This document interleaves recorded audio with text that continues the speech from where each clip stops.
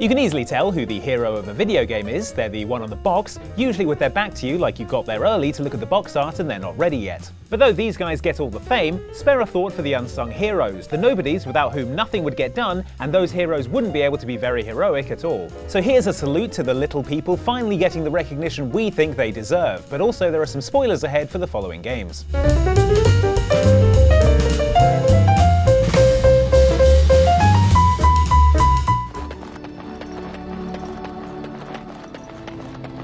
Ah, it's good to see you, my timely rescuer. In Dragon Age Origins, Sandal is the lovable, jug-eared son of travelling merchant Bodan. Mighty timely arrival there, my friend. I'm much obliged. The name's Bodan Feddick, merchant and entrepreneur. This here is my son, Sandal. Say hello, my boy. Hello. Bodan himself is a bit of a hero because, unlike you, he has no special fighting skills or Darkspawn spidey senses, and yet he loyally follows you and your party around from camp to camp. We won't be a bother to you and your companions, I assure you. If you should need enchantments, simply talk to my boy. Otherwise, come speak with me. No matter how many times you get ambushed on the road by gross monsters. Darkspawn. And also you got my presents for your boyfriend Alistair. What, just me? Oh, come on, you lie. Bodan's adopted son Sandal, though, is yet more heroic. I found him in the deep roads when I left Orzammar for good. Raised him as my own now. Isn't that right, my boy? I like Bodan. This savant kid appears to have no special fighting skills or skills of any kind beyond enchanting your kit and saying enchantment. Enchantment? No, Sandal. Gifts for Alistair. Have you got any? No? Enchantment! Look, forget it. But not only does Sandal trail you and your party all around the dangerous dark-spawny land of Ferelden, it turns out he can also kick ass, somehow. Boom! Like in the end of the game when you arrive just after Sandal has slaughtered a whole boatload of darkspawn, and unlike you, he somehow does it without a party of 3 other heroes backing him up. Enchantment? What's his secret? Enchantment! Yes, obviously. Enchantment! The real thing is never what you think it will be. Sniper! They found me. If Australian soap operas have taught us nothing else, it's that everybody needs good neighbours with a little understanding. They don't get that show in the US. What? Yeah, it was on Hulu for a while, but they took it off. Oh, America. I'm sorry. I'll save my crossover fanfiction for another time, but my point was that the people you live near are more than just the people you live near. Take Max Payne, whose grotty apartment building can't be conducive to community spirit, with its graffitied hallways and stacks of boxes and goons in boiler suits shooting up the place. And yet the nice old lady down the hall is a good neighbour and a hero in her own right, repelling the gangsters from Max Payne's would-be hit squad with nothing but a dressing gown, fuzzy slippers and a pump-action shotgun. Get out! Get out! No one's driving me out of my home. What's more, she has a second shotgun locked in an old lady cabinet, and she freely donates it to the cause of Max Payne shooting bad guys in slow motion while diving sideways. Hoodlums. This used to be a nice neighborhood. You know she had 2 shotguns so she could dual wield, don't you?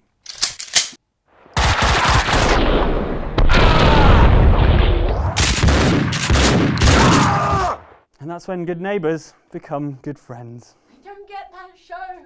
Right, yeah. You were just on the Normandy. You fired me. Dishonourable discharge for conduct unbecoming. You kicked me off the ship with barely enough time to grab my toothbrush. Commander Shepard might get all the fame and glory and lucrative store on the Citadel endorsement deals, but we all know what the real force holding the Normandy together is. Friendship. No, Specialist Samantha Traynor. Friendship? That's right, while the rest of your so-called squad mates are off doing calibrations or chin-ups or getting hammered on Seren Ice Brandy, no-nonsense Specialist Traynor is quietly saving thousands of lives by being the only one to realise that Grissom Academy is about to be attacked by Cerberus. But something sounded off in the Turian signal. I had Edie perform an analysis. It's fake. Edie thinks it's Cerberus. She said the fake Turian signal was similar to the one that lured you to a collector ship. Long story. Or by being the only one able to track Kai Leng, the space jerk who stabbed our best mate Thane, and is a Cerberus agent working with the Elusive Man to further his plans to control the Reapers and dominate all other species in the galaxy. Whatever, we only caught up with that guy because of Traynor. He stabbed Thane! There's no way to be certain, but I've got a definite possibility. Nice work. Put it on the map and I'll give it a look. Or, how about the time when an evil clone of Commander Shepard was trying to steal the Normandy in the Citadel DLC? The doors are all locked. How are we going to get on board? Manual lock, and it's only meant to be opened from the other side. Any ideas? I could try a biotic field, but I don't think I have the fine control required to trigger it. Ooh, this sounds like a problem, guys. Even our best biotics can't do anything about it. What are we going to do? Oh wait, Samantha Traynor's here, and she's going to sort everything out. With a toothbrush!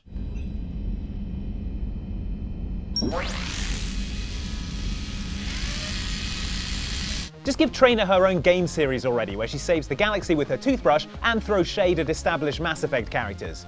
She can start with Shepard. What's the difference between Commander Shepard and a Krogan? One is an unstoppable juggernaut of head-butting destruction.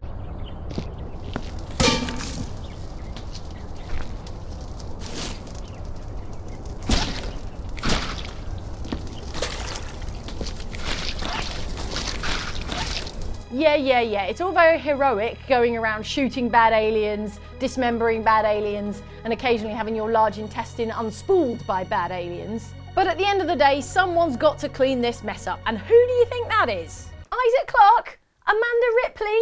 Don't make me laugh. This is all about the dignity of labour and the quiet workaday heroism of space station janitors everywhere who keep our space stations clean with nothing but rubber gloves between them and lethally toxic alien spores, probably. So spare a thought for the nameless space janitor who has to mop up after the Space Marines are done painting the walls of the hangar bay with alien blood, or human blood. I don't even know what this is anymore. It's going to take bleach though, is what it is. They got medals! I can't even get a new mop.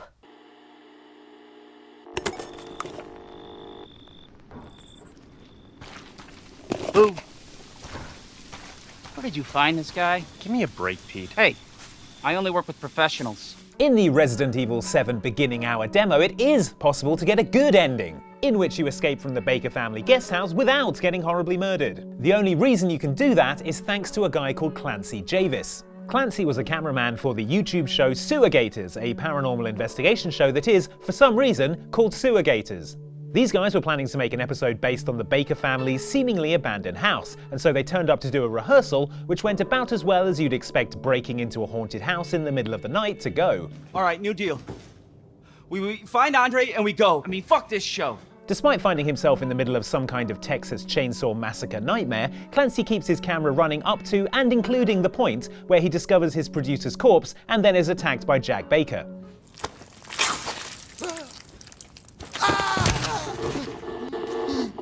Now, personally, I would have turned the camera off right after the initial meeting where they offered me the job of kicking my way into a Louisiana murder house in the middle of the night, and I said no, but that's just me. Anyway, thanks to Clancy's heroic dedication to his job, you can watch the VHS tape of the footage he shot, which shows you the location of a hidden switch in the fireplace that opens a secret door. This allows you to get the fuse you need to power the stairs to the attic, where you could escape to a happy ending of the police finding drugs on you and no one believing a word you say. And, without going into spoilers for the main game, this isn't the only time Clancy saves you in this manner either.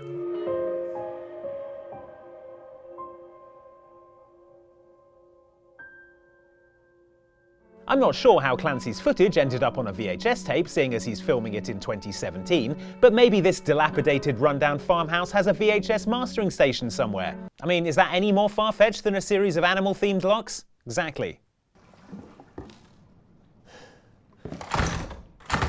Regardless, we salute you for your sacrifice, Clancy, and we can all be grateful that the cameraman for a YouTube show finally put in the effort for once.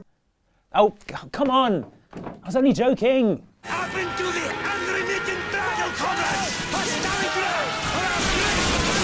Not one step back! In the Soviet campaign of Call of Duty Finest Hour, you begin as Alexander Sokolov, a Soviet private in Stalingrad, unfortunate enough to be a Soviet private in Stalingrad during the Battle of Stalingrad. I'm no history expert, but interactive documentary Call of Duty Finest Hour leads me to believe this was bad times indeed. So bad are the times that there aren't even enough guns to go around, so instead of being issued a rifle, Sokolov gets given only some ammo and no gun. Gee, thanks. Maybe if I throw it really hard? Don't get me wrong, Sokolov is heroic in the face of dreadful carnage and horrific odds, but more heroic still is this unnamed Soviet soldier who gets killed while battling the enemy and drops his rifle so you can pick it up. You, over here, pick up his rifle. This soldier delivered his Mosin Nagant to this exact spot where you would need it, then expired, making the ultimate sacrifice so you could pick up the rifle and use it to fight your way to, eventually, the bit where you heroically capture a German bunker and take down the Nazi flag on Mamayev-Kurgan Hill.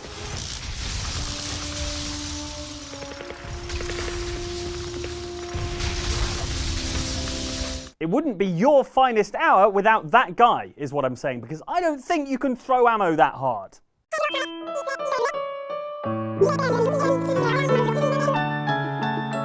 They say behind every great mayor is a really diligent secretary who is also a cute yellow dog.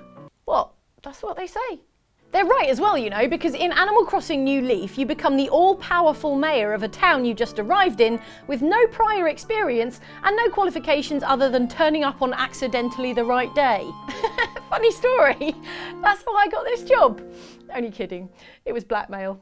Now you wield total unelected control over the town of New Janesburg. It falls to you to govern wisely, building public works and taking responsibility for the needs of your populace of anthropomorphic critters. Except every day you're running around whacking people with hammers, and every night you're in the club blowing the budget on shots with DJ KK.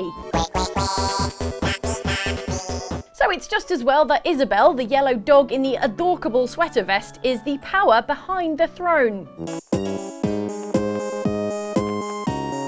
Isabelle is your secretary, assistant and entire mayoral staff. She's the one running the mayor's office while you're off collecting fossils and making sure you don't smash through someone's back garden with your boondoggle suspension bridge. And who is it that keeps your town from going all Mad Max when you stop playing for 8 months? You know it's Isabelle. If it wasn't for her hard work and sunny disposition, you'd have more to worry about than a bunch of weeds when you finally come back to your 3DS, like Tom Nook gone all Immortan Joe. Isabelle, New Janesburg honours your service. I'm sorry about that time I deleted the whole town just to change the name. What was it before? Rio de Janeiro. So those were some of the nobodies in video games who were the real hero, finally getting the recognition they deserve. I'd like to thank some of the nobodies here at the Outside Xbox office who helped me, the hero of Outside Xbox, really shine. They're Jane, I want to say Mike, James. You guys are great. You really helped me, the star, to shine. To see more examples, well, I've got the crowd. You want to see more examples of my excellent work and their good supporting work, you can watch some other videos by us up here. You should check that one out. That's good. Got a lot of me in.